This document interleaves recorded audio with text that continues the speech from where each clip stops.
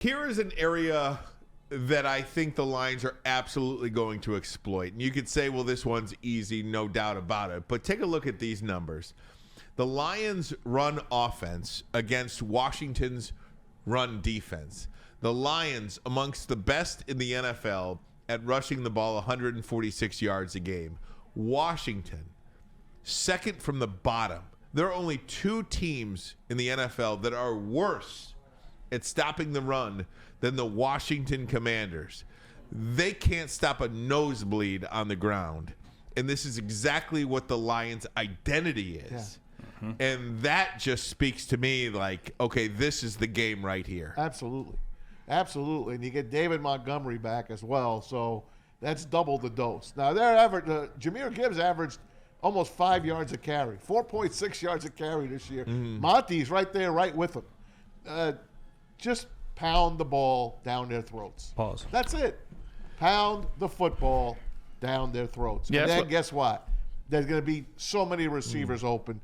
They should put up 35 plus. Yeah, this would be a game where you beat them up front. Like, this would be old school. Beat them up front, run the ball, impose your will on that. You got your big bruiser back, and you got your stud running back, Jahmyr Gibbs, that's having a hell of a campaign since he's been gone. Also, your offensive line, get this thing going. You don't want to play the game as of not showing whoever you're going to play next round what you see. You want to just win. But at the same time, man, you beat these guys up front. This is how you punish them and get that defense to where they don't want to play. You get offensive linemen getting down on linebackers. Now you take the will out of their linebackers. This is what you want to do. Beat them up in that first quarter. You know, you can do some of the tricks and the gadgets and the things because this is who we are. Just beat them up. Run the ball, time of possession, get in and out of the game so that you can get ready for next week. Don't give them any reason to think they could win this game. Let me ask you guys a question. Lions' first offensive possession. Which running back's going out there? Monty. No, I'd say J-Mo. Gibbs, you mean? Gibbs, I'm tripping. I'd say Gibbs. That way, when you bring him in, there's an eruption. There's a roar. I think so. All right. Monty usually starts the game. Yeah. That's usually what happens. Usually what happens. He gets the first series, Gibbs gets the second. But when Monty comes out there first, like they're all like the whole team's coming out together. Yeah. It's all 11 guys coming out for that series. Put them both in. When you bring them off the bench by itself, you know what that applause is for. Like, it's all about applause. It's about getting this place noisy again. I think you bring him in the game so that the crowd can cheer just for him. Here's Dan Campbell, David Montgomery talking about how happy he is to be back. Yeah. It's refreshing. Kind of to be back in a position to where I can help the team. I missed it, so I'm happy to be back. He's happy to be back, and one of the things he's happy about is Jahmyr Gibbs in the elevated role that he had while Monty was out. Here's Monty talking about Jahmyr Gibbs. I mean, he a dog. I mean, it's evident enough. You know, Josh is special. You know, he's generational talent, and I didn't expect anything less of him. So Josh gonna roll. I'm gonna just kind of, whatever he need from me, I'm gonna make sure he has, but just kind of his show. It's kind of his show. How great of a teammate is that? First and foremost, and not only about the running backs, but about the offensive line. Here's Monty on that Lions O-line. Yeah, I think it's our identity. You know, we got the best O-line in the world. So, you know what I'm saying, being able to have those guys as, you know, reliant as they've been and resilient as they've been, like, I don't think they get enough credit. Like, there's no 1,000 yards scrimmage for me. There's no, you know, almost 2,000 yards scrimmage for Ja. Like, there's no 1,000 yards for Saint. None of these attributes or all of these accolades that everybody else is receiving on offense would be possible if it weren't for them guys up front. You know what I'm saying? So, I mean, I think the run game is cool, but I think, like, at the end of the day, like, they ain't really got it's the boys up front. Like, they really the engine to this locomotive. So. When it comes to Monty, I always go back to the press conference he did when he first became a Detroit Lion. I was always, all of us remember, he was so excited to get out of Chicago, a dysfunctional organization, at least they weren't, might still be. I think we saw a little bit of that with Eberflus this year, dysfunctional organization that didn't care as a team, had no identity. He came here and we saw what the Lions were building, and man, as you just said it, He said, look, I'm just happy to be here. I don't care what goes on, who gets the ball. I don't care who's running, who's not, who's blocking. I'll go get water if I have to. He just wanted to be around something that was special. He knew what he had walked into, and that's why he signed the dotted line and come to the Detroit Lions. And man, if he wasn't telling the truth. He told the truth. This guy just wants to win. You got to have guys like that on a team when you were trying to get to the goal, which is a championship. Because guys like that, they teach you that it's a selfless act. They teach you that it's all about the team. It's no man bigger than the team. And when you got guys that believe in that old cliche thing, you'll win, and you'll find out that it ain't so cliche when you're hosting trophies and wearing jewelry. And there's no different from Amon-Ra St. Brown, right? Yeah. I mean, Amon-Ra is as big a team guy as you can get. He might not catch passes for 3 quarters, but he's out there blocking down the field. Did you see that one video of Dan Campbell? I think it's season 1.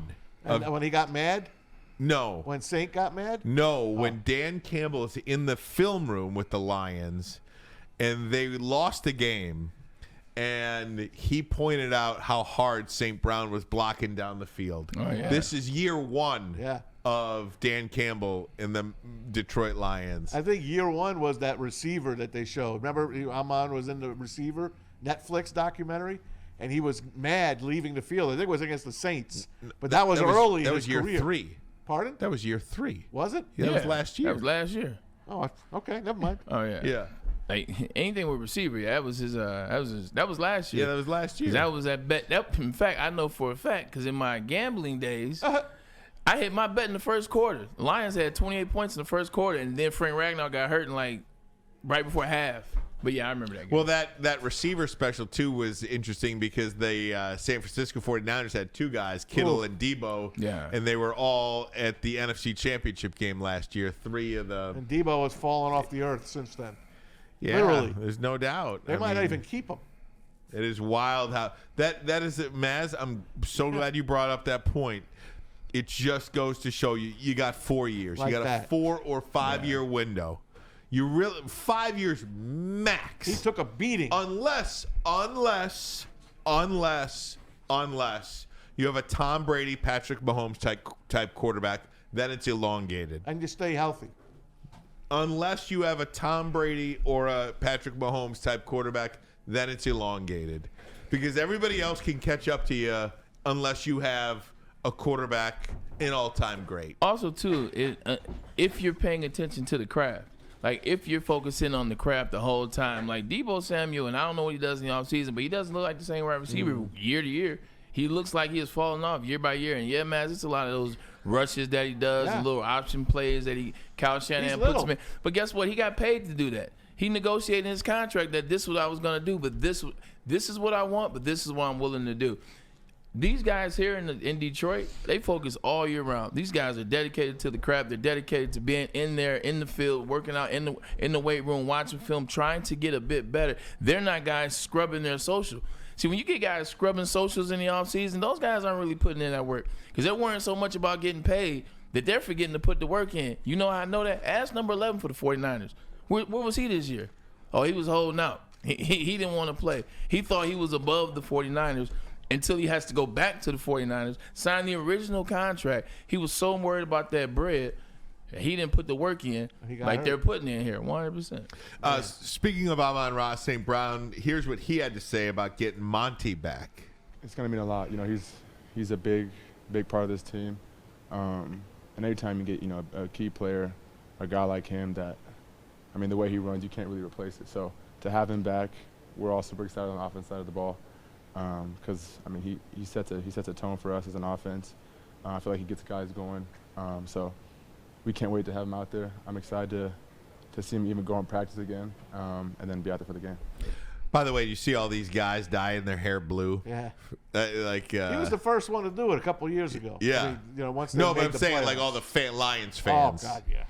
It's pretty funny to see. How about that fan that they found in Philly? They actually found him. Oh my gosh! And Fired this guy was belligerent during the Packers and Philadelphia game. He was belligerent to a woman and her husband or boyfriend, and the guy was so bad.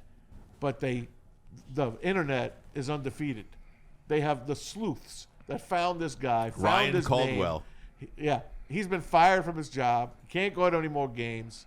All for being a jackass. Just watch yourself when you go to a game, guys, and behave. I mean, the Vikings last week complained about a couple of Lion fans going after them. Just behave. Enjoy the game. Enjoy the ride, man. Before we get to that, can I just finish this Lions conversation? Because I do think that's an important topic and a good reminder about just being a fan at a game. Yeah. But how long do you think this window is open, legitimately? Like, just because of the San Francisco 49ers thing. Like, How long did they last? pigs get fat, hogs get slaughtered. Eventually, over time, Yeah. everybody's going to want their money. Everybody's ego is going to get inflated. Everybody's you only stay this close for so long. That's just history, man. That's not an opinion. That's just a fact. Go back to the old days then. How long did the Steelers stay together? A long time. The Raiders. I don't the think Dolphins. you can. I don't think the you Dolphins, can do that. the 49ers back then, the Giants. You have a window. You have at least a 5-year window. And with this, the way this team drafts, they got guys. I read today, Justin Rogers put out a great column on that Giovanni Manu, the kid that they drafted last year in the 4th round. He was a reach, 6'7", 350-pound offensive lineman. He had to learn how to play the position in the NFL. Christian Mahogany, one of the better backup interior linemen. They are growing. This guy, Manu, next year, you're going to see him on the line, man. You're going to see this guy on the line. So they just keep churning him out, man. I disagree with you, Ryan. I understand what's happened in the past, and we haven't seen it before, so it can't exist. Yeah, we've never seen this before either. We've never seen a team that has been so close as it relates to the owner, the GM, and the head coach. Dialed into a T, the draft status, the players that they want to bring in, what it's like down there that's been this locked in. They'll be drafting players for a while. I disagree because Baltimore's had the same integrity for the span of even before John Harbaugh. But since John Harbaugh's got there, they've drafted well every year. Yeah. They've had quarterbacks. They've never even made it to a Super Bowl, though. Who? Baltimore. What are you talking about? With Lamar Jackson. But every year you feel like they have a chance to win. Yeah. Okay. Like every year you feel like Baltimore is, if not the best chance, the second best chance underneath the Chiefs, and maybe the third chance if you want to count the Bills 2 or 3 years ago. They've been in the running because they've drafted well, because they've had the quarterback, because they have a coach, and because they have a culture there. I think that's what the Lions have built here. People now want to come here. We really, if I'm being honest, Ryan, we really haven't even tapped into the free agent market. So here in Detroit, with the exception of C.J. Gardner-Johnson and maybe DJ Reader, we haven't even had to see what that looks like. You know how many free agents are clamoring to change the way that they play or change the way they operate to be a part of what Dan Campbell has built? So I'm going to be talking out of both sides of my mouth, but I believe this specific Super Bowl window is 5 years. And I'm thinking you can get at least two Super Bowls out of the next 5 years. That is what I think the goal should be. At least 2 Super Bowls out of the next 5 years, and then all bets are off after that. But if there is an organization that can have an elongated period of success, I'm talking a decade now, it is the Detroit Lions. Because, you could take quarterback out of it, but when you look at Kansas City, it's so hard to look at Kansas City's situation and not include Patrick Mahomes. So I'm gonna include Patrick Mahomes in this next statement. Outside of the Kansas City Chiefs, just look at the entire organization, owner, GM, head coach, whatever.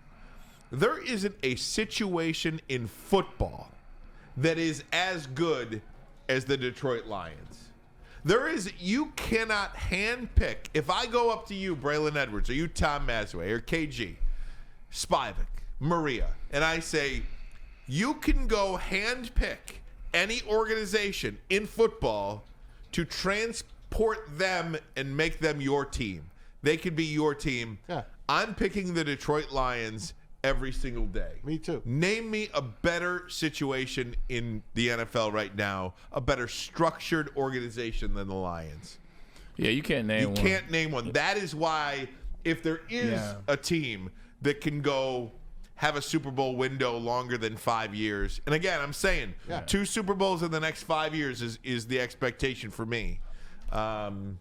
I think they can do it, and maybe even more than that because of who these guys are. Also, too, you got to realize that because of how Brad Holmes has rewarded the players that he drafted based on what they did. Look, we sat down, we said, we draft you, you get to this is what we'll do. Since he's done that, don't you think and don't you believe that these are players that will take less in the years moving forward, that will rework deals, as we hear all the time, rework their contracts? You would know that more than me. I don't know that. Well, when you care about a franchise, you will. Because I watched Larry Fitzgerald, a friend of mine, rework his contract 1,000,000 times over so that they had room to bring in a Kurt Warner to help him out, so that they had room to bring in Brady did? Patrick Peterson. Larry did it after he got paid. Brady was different. Brady did it after he was 10 years in and he was making $50 million off the field.